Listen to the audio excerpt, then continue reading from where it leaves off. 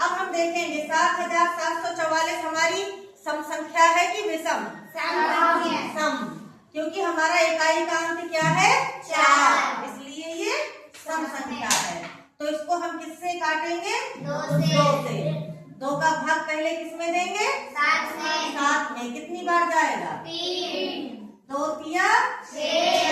अब देखो 6 को हम यहाँ छोटा सा लिख लेंगे, ठीक है। फिर हम देखेंगे, हम 7 में से 6 को घटाएंगे, कितना बचेगा? 1 को यहाँ छोटा सा लिख लेंगे। अब देखो 1 और 7 ये हमारे कितने बन गए? 17। तो अब 2 का भाग किसमें देंगे? 17 में। कितनी बार जाएगा? 2 अट्ठे 16। अब 17 में से 16 घटाएंगे, कितने बचे? 1। उस 1 को यहाँ लिख लिया, ये कितने बन गए? 14। अब 2 का भाग किसमें देंगे?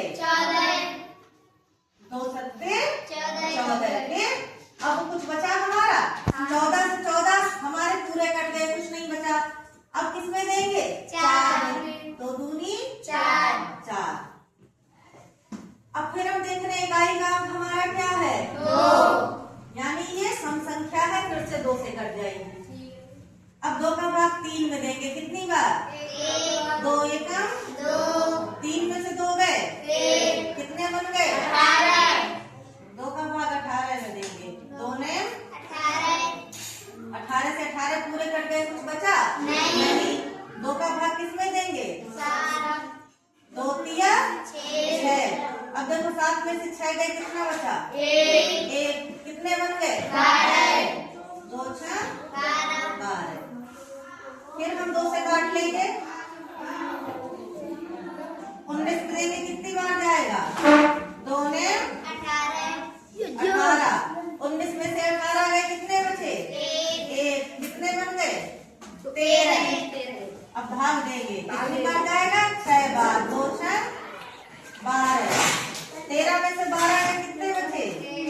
1। कितने बन गए? 16। 2 अट्ठे 16।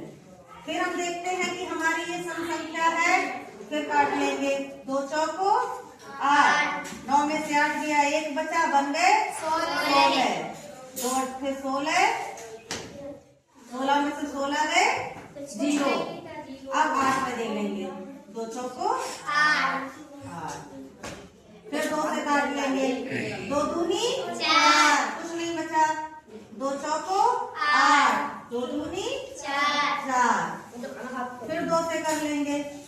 2 एकम 2। 2 दूनी 4। 2 एकम 2। अब देखो जो 121 है हमारा, कुछ चीजें याद रखें। 121 हमारा 11 का वर्ग होता है, तो 121 हमेशा किससे कटेगा? 11 से 11 बार। 12 से 11 बार, ठीक है। क्या करके देख लो, देखो 11 एकम 11। 12 में से 11 गए, कितने बचे? 1। तो फिर 11 एकम 11, फिर 11 एकम 11। इस तरह से हमारे ये अभाज्य गुणनखंड हो जाएंगे। सबको आया समझ में अच्छे से?